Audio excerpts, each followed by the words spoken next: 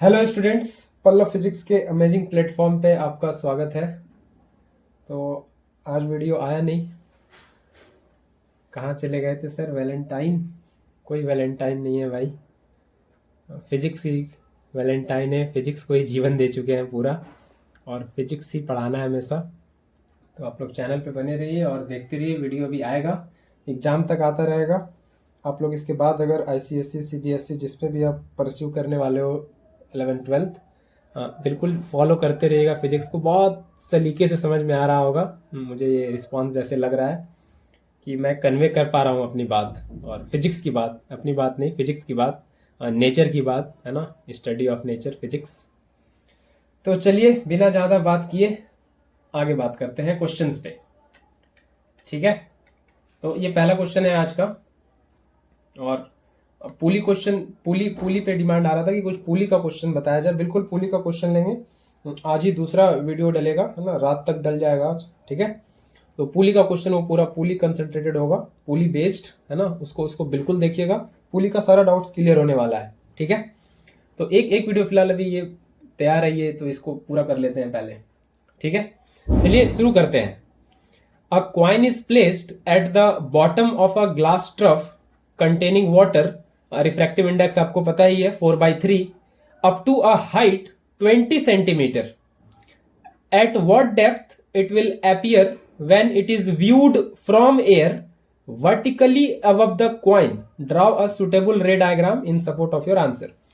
तो क्या क्वेश्चन है ये क्वेश्चन है। पहले तो फिगर बना के थोड़ा बताएं, है ना। तो पहले ये ग्लास ट्रफ है ना, ये इस तरह से, ये पहले तो ये ग्लास ट्रफ पहले बना ले ना। ये ग्लास ट्रफ है और इसमें पानी है ना, और इसमें पानी डला हुआ है, ठीक है। इसमें क्या डला हुआ है? पानी डला हुआ है, ठीक है। इसमें क्या डला हुआ है? पानी, दिस इज वाटर, ठीक है। इसका रिफ्रैक्टिव इंडेक्स है ना, म्यू या एन जो भी आप लोग कहते हो, इस ये वैल्यू दिया हुआ है 4/3, और ये कितने हाइट तक है? ये है 20 सेंटीमीटर तक, है ना। ये कितने हाइट तक है? ये है 20 सेंटीमीटर तक। तो बोल रहा है जब इसको एयर से देखेंगे, यहाँ ऊपर से, है ना, यहाँ पे कहीं आप आंख समझ लें, है ना, यहाँ पे कहीं आप आंख समझ लें, ये यहाँ पे कहीं आप आंख समझ लो, ठीक है। ये आपका आई, ठीक है। यहाँ से कहीं आप देख रहे हो ऊपर से, तो vertically above the coin, vertically above the coin, तो ठीक है, इसको वर्टिकली एबव द क्वाइन ही बना लेते हैं, है ना। क्वाइन सेंटर पे रखेंगे, तो थोड़ा जैसे बोला है क्वेश्चन को वैसे करें ना। तो एकदम मान लीजिए क्वाइन यहाँ रखा हुआ है, ठीक है, ये यहाँ रहा क्वाइन, ठीक है, ये रहा क्वाइन। इसको अलग कलर से दिखाएं क्या? अलग कलर से इसको दिखाएं। ये रहा क्वाइन यहाँ पे, ठीक है। ये 5 रुपए का क्वाइन, मेरा नहीं गिरा है, ठीक है। ये क्वाइन, ठीक है, ये क्वाइन आ गया, ठीक है। तो ये क्वाइन, और ठीक इसके ऊपर, है ना, वर्टिकली एबव, इसके ऊपर आपकी आंखें,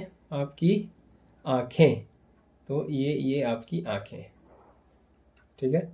ये आप देख रहे हो यहाँ से, ठीक है। ये किसकी आंख है? ये मोनालिसा की आंख है, पता नहीं किसकी आंख है। चलिए जोक्स अपार्ट, तो ये बिल्कुल वर्टिकली ऊपर है ना, इस क्वाइन के ऊपर, ठीक है। तो अब बताना है कि जब ऊपर से इसको देखा जाएगा हवा से, तो ये क्वाइन क्या यहीं दिखेगा या कहीं और दिखेगा, ये पूछा है, ठीक है। यहीं दिखेगा या कहीं और दिखेगा, और कितना ऊपर दिखेगा, अगर दिखेगा तो कितना ऊपर दिखेगा, ये पूछा है। तो समझ में आ ही गया होगा कि ये वाटर है और ये बाहर यहाँ पे एयर मीडियम है, दो मीडियम है, तो रिफ्रैक्शन तो होने ही वाला है ना। ये तो पहले समझ में आ गई बात कि रिफ्रैक्शन तो होगा, है ना। तो क्या होगा कि ये ऑब्जेक्ट है, और ये लाइट, ये आया इंटरफेस पे यहाँ पे, है ना। दो रेज ले रहे हैं, ठीक है। मिनिमम 2 रेज चाहिए, और इमेज देखने के लिए, इमेज बनने के लिए मिनिमम 2 चाहिए। निकलता तो बहुत सारा है, इनफाइनाइट। हम लोग 2 लेके समझते हैं कि ठीक है भाई, इमेज बना रहे हैं। तो ये एक रे हो गया बिल्कुल, ये नॉर्मल इंसिडेंस, तो ये सीधे सीधे बाहर निकल जाएगा, ठीक है। ये बिल्कुल सीधे सीधे ये बाहर निकल जाएगा, ये नॉर्मल इंसिडेंस, है ना। नॉर्मल इंसिडेंस सीधे सीधे बाहर निकल जाएगा, कोई रिफ्रैक्शन नहीं होगा, बेंडिंग नहीं होगा जब नॉर्मल इंसिडेंस, क्योंकि एंगल ऑफ इंसिडेंस 0 है ना। नॉर्मल इंसिडेंस का क्या मतलब होता है? नॉर्मल इंसिडेंस का क्या मतलब होता है? एंगल आई 0, है ना। कुछ लोग समझते हैं नॉर्मल इंसिडेंस मतलब 90 डिग्री, नहीं, नॉर्मल के अलॉन्ग ही बन गया। नॉर्मल से कुछ एंगल पे गिरता है इंसिडेंट रे, तो एंगल ऑफ इंसिडेंस कुछ होता है। नॉर्मल के अलॉन्ग ही गिर गया है तो एंगल ऑफ इंसिडेंस 0, कोई एंगल बना ही नहीं। ये मैं पहले काफी बता चुका हूं इस बारे में। और एक रे और ले लेते हैं ऐसे, एक रे और ले लेते हैं ऐसे, ठीक है, एक रे और ले लेते हैं ऐसे, ये इस तरह से, और यहाँ बना लेते हैं ऐसे नॉर्मल, है ना, ये एंगल ऑफ इंसिडेंस यहाँ पे। तो ये नॉर्मल है तो क्या होगा, नॉर्मल से दूर जाएगा, है ना, क्योंकि डेंसर से रेयरर में जा रहा है। वाटर क्या है, ये है डेंसर, है ना। रिफ्रैक्टिव इंडेक्स ये 1.33 4/3, और एयर का रिफ्रैक्टिव इंडेक्स 1 है, तो डेफिनेटली वाटर डेंसर हुआ, और एयर क्या हुआ, एयर हुआ रेयरर, है ना। डेंसर रेयरर समझ आता है। डेंसर मतलब पार्टिकल्स के साथ ज्यादा बातचीत, इंटरेक्शन ज्यादा, है ना, तो स्पीड ज्यादा स्लो डाउन होता है और नॉर्मल की तरफ बेंड करता है। रेयरर में नॉर्मल से दूर, है ना, वहां इंटरेक्शन लेस है पार्टिकल के साथ। कभी इस पे बात करेंगे डेंसर रेयरर पे डिटेल में, अभी एग्जाम आ रहा है, बस ये समझे। डेंसर से रेयरर जाएगा तो नॉर्मल से दूर, और रेयरर से डेंसर जाएगा तो नॉर्मल की तरफ। तो डेंसर से रेयरर जा रहा है तो नॉर्मल से दूर चले जाएगा ये। अगर ये मीडियम नहीं होता तो ये कैसे जाता, ऐसे जाता, ऐसे। लेकिन फिलहाल अगर चेंज हो रहा है मीडियम तो ये दूर चले जाएगा ऐसे नॉर्मल से, है ना, ये दूर चले गया। तो ये एंगल ऑफ इंसिडेंस और ये एंगल ऑफ रिफ्रैक्शन। तो ये रास्ता होगा, ये रास्ता होगा लाइट का, है ना, ये रास्ता होगा। तो इसको जब पीछे बढ़ाएंगे ऐसे, इसको जब पीछे बढ़ाएंगे, इसको जब पीछे दूसरे कलर से बढ़ाएं ताकि दिख जाए, है ना, इसको जब बैक ड्रॉप करेंगे, इसको पीछे बढ़ाएंगे, है ना, रेज ऑफ लाइट जहां मिलता है वहीं इमेज बनता है। तो ये 2 रे ऑफ लाइट यहां मिल रहा है कहीं यहाँ पे, तो आपको क्वाइन यहां दिखेगा, यहाँ ये नया पोजीशन होगा क्वाइन का यहाँ पे, है ना, ये रहा क्वाइन, है ना। ये क्वाइन यहाँ पे कुछ ऐसे दिखने वाला है ऊपर, है ना। ये क्वाइन अब यहाँ आ गया, ये क्वाइन उठ के यहाँ आ जाएगा ऊपर। रेज ऑफ लाइट जहां एपियर्स टू मीट या एक्चुअली मीट वहीं इमेज बनता है। तो ये क्वाइन अब यहाँ दिखेगा, ऊपर दिखेगा, ठीक है। तो अब जो नया पोजीशन क्वाइन का है, अब जो नया, ये तो रियल डेप्थ था, है ना, ये जो 20 था यही था रियल डेप्थ, है ना, एक्चुअल में गहराई जहां पे क्वाइन है।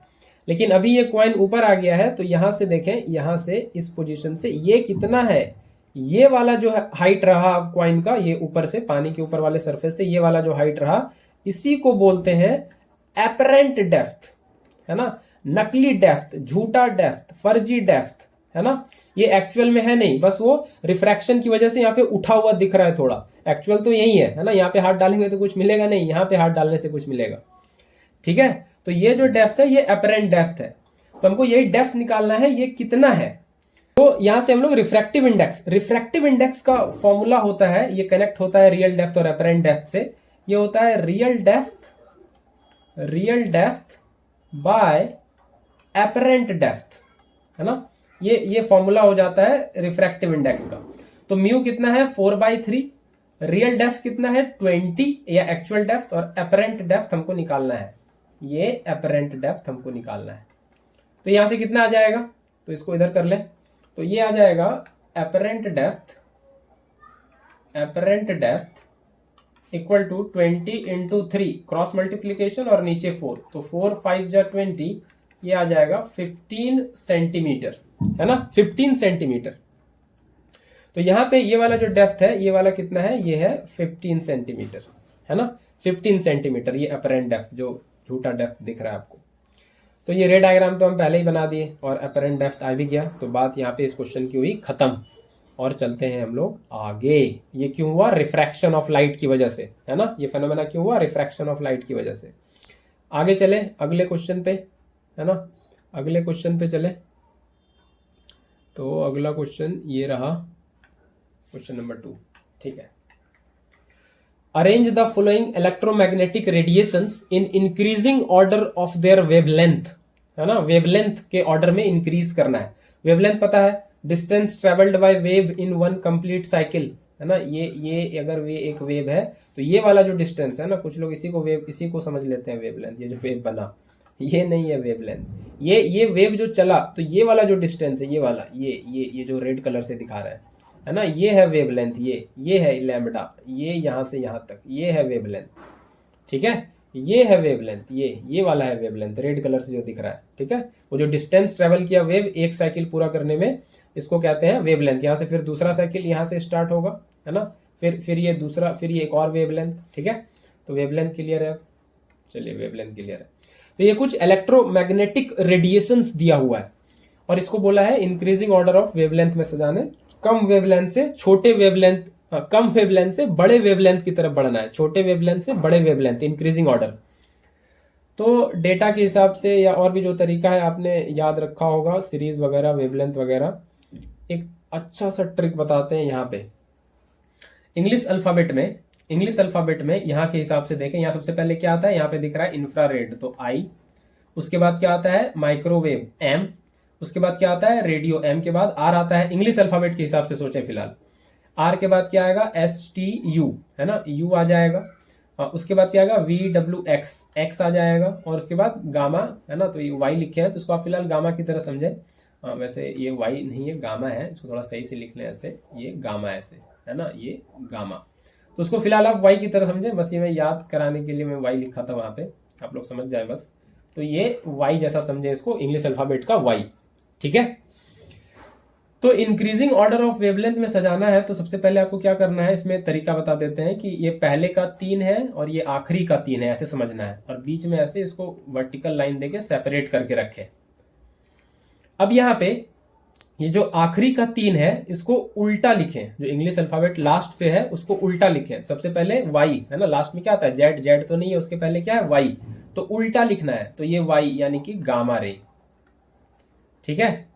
उसके बाद ये सबसे कम वेवलेंथ है ना, इसका एनर्जी सबसे ज्यादा होता है, इसीलिए वेवलेंथ कम होता है ना। Energy E equal to h nu ये होता है, और न्यू को लिख सकते हैं एच सी बाय लैम्डा, है ना, सी होता है न्यू लैम्डा, तो न्यू क्या हो जाएगा, सी बाय लैम्डा। तो यहां से क्या दिख रहा है, ई जो है वेवलेंथ के इनवर्सली प्रोपोर्शनल है, तो जिसका एनर्जी ज्यादा उसका वेवलेंथ कम। तो गामा रे का high energy, high penetrating power, ये सब आपने पढ़ा होगा। तो ये इसका एनर्जी ज्यादा है तो वेवलेंथ कम है, तो गामा रे का वेवलेंथ सबसे कम। उसके बाद गामा के फिर पहले क्या आता है, एक्स, तो इससे फिर सबसे कम वेवलेंथ गामा का, फिर सबसे ज्यादा एक्स रे का, है ना, ये बस तरीका बता रहे हैं। और फिर अल्ट्रावायलेट का, है ना, एक्स के पहले फिर क्या आता है, यू, तो ये हो गया अल्ट्रावायलेट। ये छोटे से बड़े वेवलेंथ की तरफ बढ़ रहे हैं, तो क्या करना है, आखिरी के 3 को उल्टा करके लिखना है। ये हो गया इंक्रीजिंग ऑर्डर, और फिर फर्दर बढ़े, फिर इंक्रीजिंग ऑर्डर लगाएं। ये जो शुरू का 3 रह गया, IMR, अब ये शुरू का 3 था इसको उसी ऑर्डर में लिख दें, इंफ्रारेड, माइक्रोवेव, रेडियो वेव। तो ये हो गया इंफ्रारेड, माइक्रोवेव और आखिरी का रेडियो वेव। तो बस ये मेरा हैक्स, मेरा तरीका, मेरा लॉजिक निकाला हुआ है ना, ये से मैंने याद रखा था इसको बहुत दिन से, तो आपको ये तरीका बता दिया।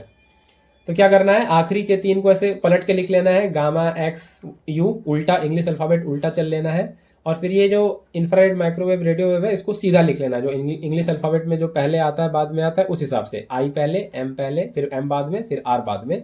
तो IMR, ये मेरा तरीका, मेरा हैक आपके काम आ जाएगा, ठीक है।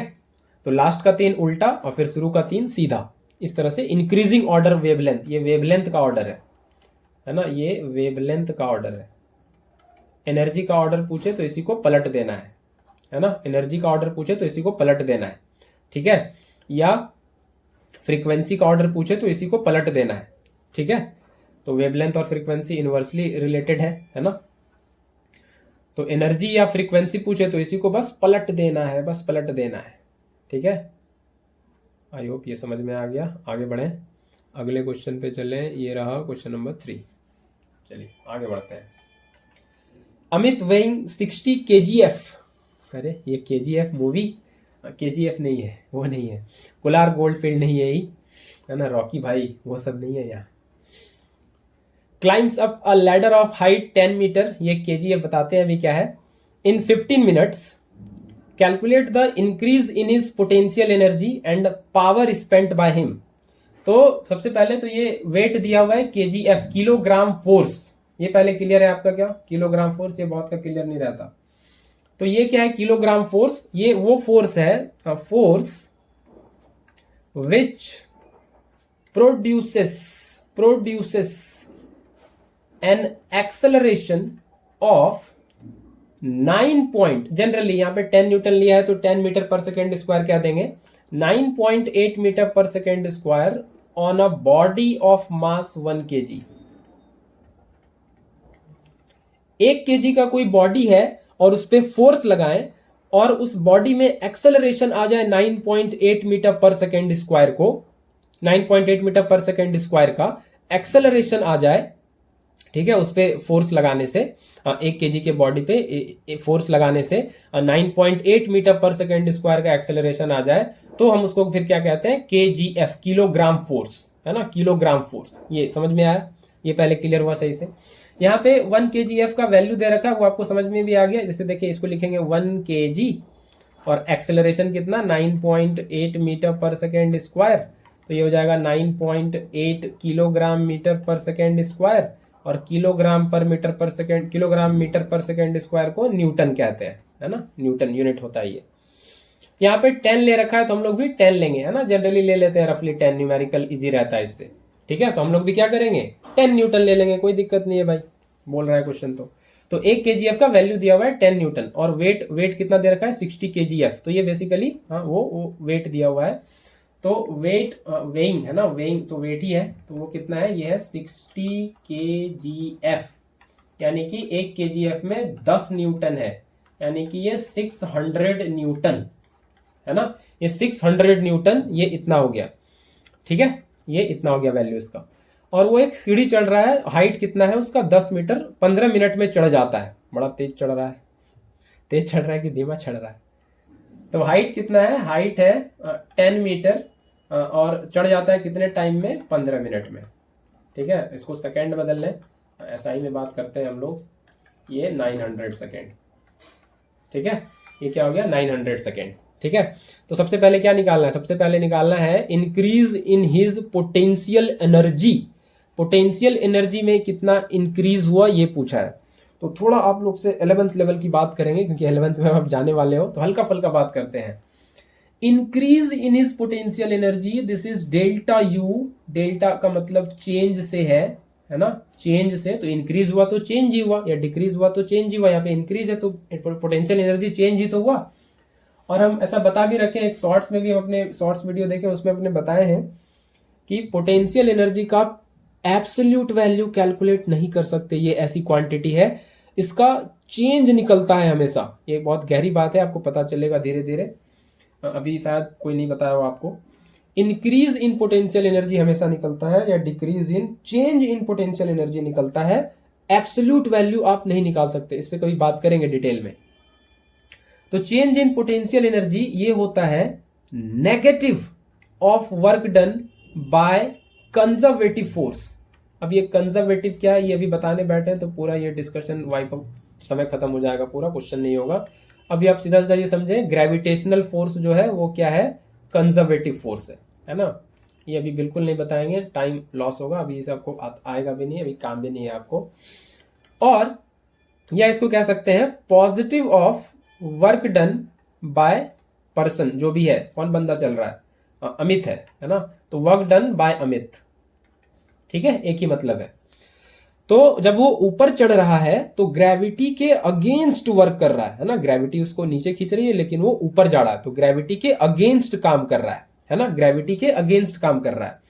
तो ग्रेविटी के अगेंस्ट काम कर रहा है तो कितना काम कर रहा है ना, वही तो निकालना है। चेंज इन पोटेंशियल एनर्जी यही होता है, ग्रेविटी के अगेंस्ट कितना काम कर रहा है। तो वर्क डन क्या होता है, फोर्स और डिस्प्लेसमेंट, है ना, फोर्स और डिस्प्लेसमेंट का डॉट प्रोडक्ट, यही तो होता है वर्क डन। आप लोग सीधा सीधा इसको कह देते हो अभी सिंपल 9-10 में F क्रॉस S, लेकिन ये F dot S, FS cos theta, ये ज्यादा गहरी बात है।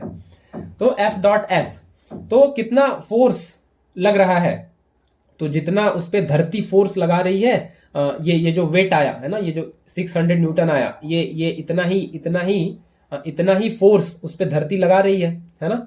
ये तो उसका वेइंग है, वेइंग मतलब क्या, वेट, क्या, जितना फोर्स, ये वो फोर्स है जिससे किसी भी बॉडी को धरती अपने सेंटर की तरफ खींचती है ना, 600 न्यूटन। तो ये F तो यहाँ पे वही है ना, जो ये बेसिकली क्या है, ये mg का वैल्यू दे रखा है, वेट mg होता है, तो ये 600 न्यूटन mg का वैल्यू दे रखा है, ठीक है। तो ये फोर्स कितना है, 600 न्यूटन, है ना, 600 न्यूटन यहाँ पे इतना फोर्स। तो जितना फोर्स धरती लगा रही है उतना ही फोर्स उसको लगाना पड़ेगा, थोड़ा सा ज्यादा लगाना पड़ेगा, और उस थोड़े से ज्यादा को हम लोग नेग्लिजिबली इक्वली उतने फोर्स के बराबर मान के चलेंगे जितना धरती लगा रही है।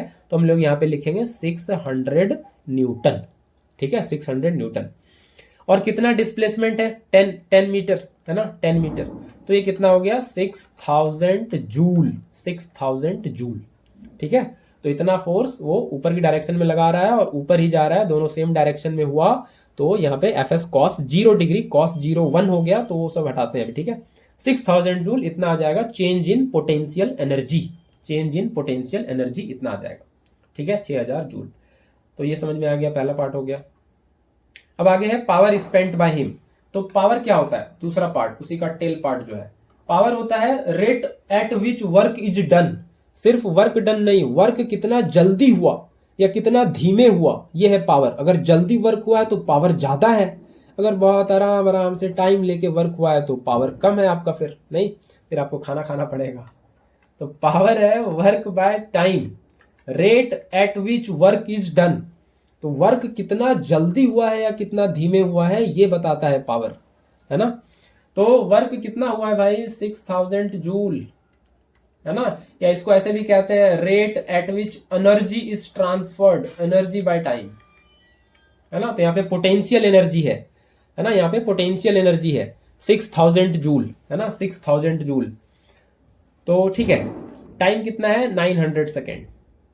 तो ठीक है, ये 0 0 कट जाएगा, ये 60/9, ये जूल पर सेकेंड, ये 60/9 और कटेगा क्या, और कटेगा, 3 3 जा 9 और 3 2 जा 20/3, 20/3 ये हो जाएगा वाट, 20/3 वाट, या इसको और डेसिमल में कह सकते हैं 6.67 वाट। ठीक है, ये इतना पावर हो जाएगा। ठीक है, ये इतना पावर हो जाएगा। तो वर्क बाय टाइम कह लें या एनर्जी बाय टाइम कह लें, rate at which work is done, rate at which energy is transferred, जो भी आप कह लें, सभी क्या है, पावर ही है ना, सभी को पावर ही कहते हैं, जैसे भी डिफाइन कर लें। ठीक है, तो यहाँ पे कौन सा एनर्जी है, यहाँ पे पोटेंशियल एनर्जी है ना, यहाँ पे पोटेंशियल एनर्जी है। ठीक है, आगे बढ़ते हैं भाई, ये इतना क्वेश्चन हो गया, आगे चलें और चौथा क्वेश्चन देखते हैं। State to difference between energy and power. तो डिफरेंस एग्जाम में जब भी लिखें जैसे टेबल बना के लिखना है, ठीक है, पॉइंट वाइज बुलेट पॉइंट्स बना के, ये सही रहता है, एनर्जी एंड पावर। तो पहला डिफरेंस लिखते हैं। पहला डिफरेंस क्या होगा, डेफिनेशन। एनर्जी क्या है, कैपेसिटी टू डू वर्क, काम करने की क्षमता, कैपेसिटी टू डू वर्क। हर एक की कैपेसिटी अलग अलग होती है, काम करने की क्षमता अलग अलग होती है ना। कोई 10 घंटे पढ़ सकता है, कोई 20 घंटे पढ़ सकता है, सोएंगे कब सर, नहीं। कोई जो 10 घंटे पढ़ रहा है उतना ही कोई पढ़ लेता है 4 घंटे में, तो सबकी अपनी अपनी क्षमता है। पावर क्या होता है, पावर होता है रेट ऑफ डूइंग वर्क, वो वर्क जो है किस रेट से हुआ, है ना। तो पावर होता है वर्क अपॉन टाइम या एनर्जी अपॉन टाइम। तो सिर्फ काम हो नहीं, काम कितना जल्दी या कितना धीमे हो, ये होता है पावर, है ना। और क्या, एक और कह सकते हैं कि एनर्जी को टाइम से कोई मतलब नहीं है, energy has nothing to do with time, है ना। ये तो बॉडी का क्षमता है, इसको टाइम से क्या लेना देना, है ना। Energy has nothing to do with time, है ना। आप अपनी क्षमता के हिसाब से काम करते रहो जब तक करना है आपको। पावर को टाइम से लेना देना है, power is dependent on time, है ना। काम सिर्फ हो नहीं, है ना, मतलब अगर क्षमता है, जो भी है आप काम किए जा रहे हो, 10 दिन में कर रहे हो वो ठीक है, तो आपकी पावर कम है। आप जल्दी कर रहे हो तो पावर ज्यादा है। तो power is dependent on time, power has everything to do with time. काम हो ही ना, काम कितना जल्दी हो या कितना धीमे हो, ये है पावर। तो पावर को टाइम से लेना देना है, एनर्जी को कोई टाइम से लेना देना नहीं है। ये 2 पॉइंट आपको लिखना है पेपर में। ठीक है, आगे बढ़ते हैं बिना टाइम वेस्ट किए।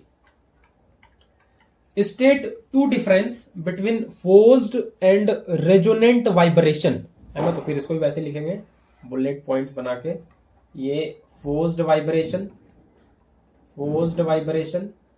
और दूसरा है रेजोनेंट वाइब्रेशन, है ना, रेजोनेंट वाइब्रेशन। तो क्या होता है फोर्स्ड वाइब्रेशन, क्या होता है रेजोनेंट वाइब्रेशन। तो सबसे पहले ये समझना है आपको, इस पे डिफरेंस पे आएंगे हम, लेकिन नेक्स्ट स्लाइड लेते हैं आगे इसको समझाने के लिए।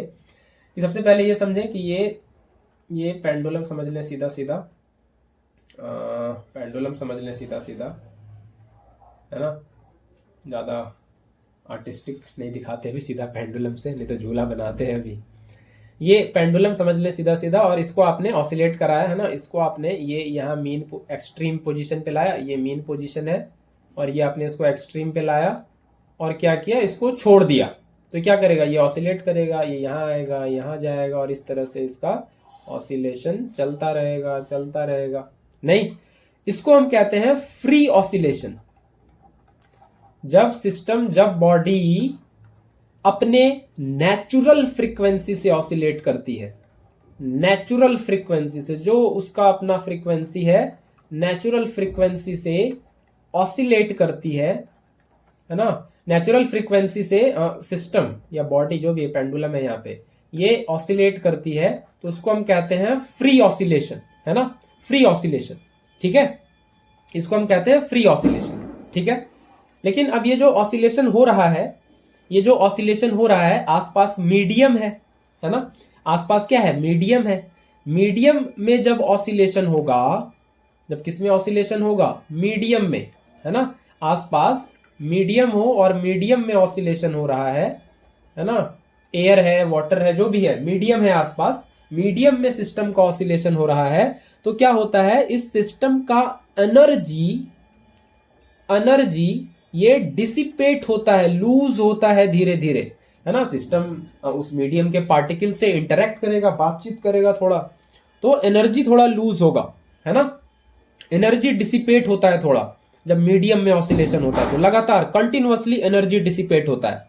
तो एनर्जी के डिसिपेशन से, एनर्जी के लॉस से, ये जो ऑसिलेशन है इसका एम्पलीट्यूड, है ना, ये मीन पोजीशन से ये मैक्सिमम डिस्प्लेसमेंट जो ये हो रहा है, दिस इज एम्पलीट्यूड, ये कम हो जाता है, ये धीरे धीरे कम होने लगता है, और ये जो ऑसिलेशन है ये धीमे धीमे खत्म हो जाता है, ये रुक जाता है ना, ये ऑसिलेट करते हैं धीरे धीरे, यहाँ पे आके रुक जाएगा फिर से मीन पोजीशन पे। जैसे झूला, अपने दोस्त को आपने झुलाया और छोड़ दिया, तो क्या होता है, धीमे धीमे झूला धीरे होता है, रुक जाता है ना, झूला धीरे हुआ, रुक जाता है। क्यों रुक जाता है, क्योंकि वो एनर्जी लूज करता है थोड़ा, है ना, ऑसिलेशन मीडियम में हो रहा है, हवा है आसपास, तो उससे उसका इंटरेक्शन होता है, एनर्जी लूज होता है, और वो झूला धीरे धीरे रुक जाता है ना, ड्रैग फोर्स लगता है झूले पे, है ना, एयर का रेजिस्टेंस लगता है, तो थोड़ा एनर्जी लूज होता है।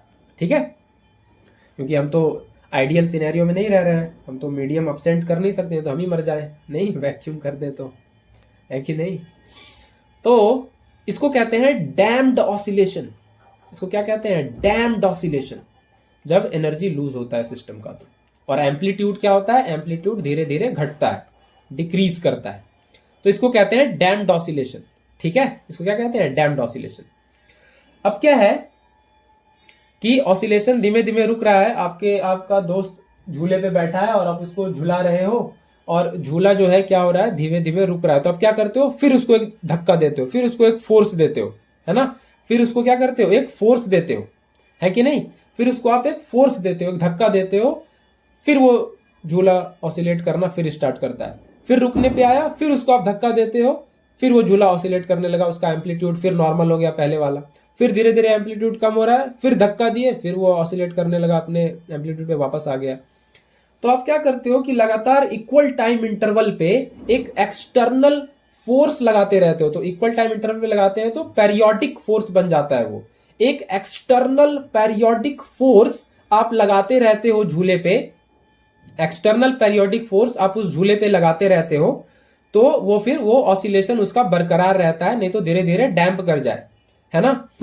तो फोर्स्ड वाइब्रेशन होता है कि ये जो एक्सटर्नल पेरियोडिक फोर्स लगा रहे हैं उसका फ्रीक्वेंसी अगर उस सिस्टम के नेचुरल फ्रीक्वेंसी से मैच करता है तो वो कहलाता है रेजोनेंट, और अगर नहीं करता है तो वो कहलाता है फोर्स्ड, है ना, वो कहलाता है फोर्स्ड वाइब्रेशन। तो ये जो एक्सटर्नल पेरियोडिक फोर्स लगा रहे हैं, if the frequency of external periodic force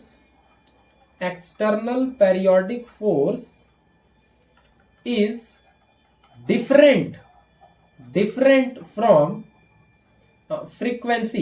from natural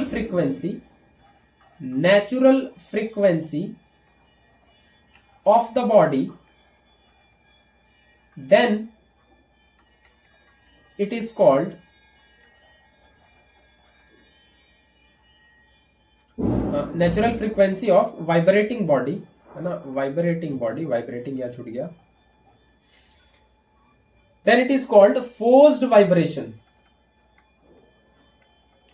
ठीक है, और यही अगर एक्सटर्नल पेरियोडिक फोर्स का जो ड्राइविंग फोर्स है, if the frequency of external periodic force is equal to, match कर जाए, is equal to natural frequency of the vibrating body, natural frequency of vibrating body बराबर हो जाए, देन इट इज कॉल्ड रेजोनेंट वाइब्रेशन। और ये मैंने अपने पहले ही लेक्चर में क्वेश्चन में बताया है, अगर आपने देखा हो तो।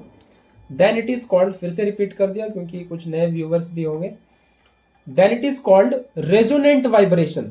तो जब मैच कर जाता है ना फ्रीक्वेंसी, तो एम्पलीट्यूड बहुत ज्यादा बढ़ जाता है ना। यहां भी, यहां क्या होता है, यहां भी वही है कि एक्सटर्नल पेरियोडिक फोर्स का फ्रीक्वेंसी जो है वो अलग है वाइब्रेटिंग बॉडी के नेचुरल फ्रीक्वेंसी से। तो यहां पे भी झूलेगा, मतलब डैम्प होगा तो झूलेगा, लेकिन एम्पलीट्यूड इसमें बहुत सिग्निफिकेंटली नहीं बढ़ेगा, है ना। इसमें मैच कर जाने के बाद एम्पलीट्यूड इनॉर्मसली, कंसिडरेबली, सिग्निफिकेंटली बढ़ जाता है रेजोनेंट वाइब्रेशन में। एम्पलीट्यूड जो है, एम्पलीट्यूड ये इंक्रीज कर जाता है सिग्निफिकेंटली अगर जो फोर्स लगा रहे हैं हम लोग उसका फ्रीक्वेंसी मैच कर जाए सिस्टम के नेचुरल फ्रीक्वेंसी से, तो एम्पलीट्यूड बहुत बढ़ जाता है ना। और यही होता है अर्थक्वेक वगैरह में, जो अर्थक्वेक जो सिस्मिक वेव है उसका फ्रीक्वेंसी मैच कर जाता है आपके घर के फ्रीक्वेंसी से, तो आपके घर का ज्यादा नुकसान होता है, जिसका नहीं मैच करता उसका कम नुकसान होता है। यहां तक कहते हैं कि वो जो ब्रिज पे सेना की टुकड़ी अगर चले कदम ताल करते हुए और उनके वजह से जो वाइब्रेशन प्रोड्यूस हो रहा है उसका फ्रीक्वेंसी अगर मैच कर जाए ब्रिज के फ्रीक्वेंसी से, पुल के फ्रीक्वेंसी से, तो पुल गिराने का दम रखती है ना। सेना की टुकड़ी अगर एक साथ कदम ताल करते हुए चले पुल पे, तो पुल गिरा सकती है, सोच सकते हैं आप, नेचुरल फ्रीक्वेंसी से मैच कर जाने के बाद। रेजोनेंट वाइब्रेशन का मतलब आप समझ रहे होंगे अब आप। एम्पलीट्यूड बहुत बढ़ जाएगा, ब्रिज बहुत ज्यादा तेजी से ऑसिलेट करने लगेगा अगर मैच कर जाएगा फ्रीक्वेंसी, तो ब्रिज बहुत ज्यादा से वाइब्रेट करने लगेगा, ऑसिलेट करने लगेगा, एम्पलीट्यूड बढ़ जाएगा, तो वो गिर सकता है। ठीक है, इसलिए सेना जब पुल पे चलती है तो ये कहा जाता है कि गो आउट ऑफ स्टेप्स, मतलब डिस्पर्स होके जाए, है ना।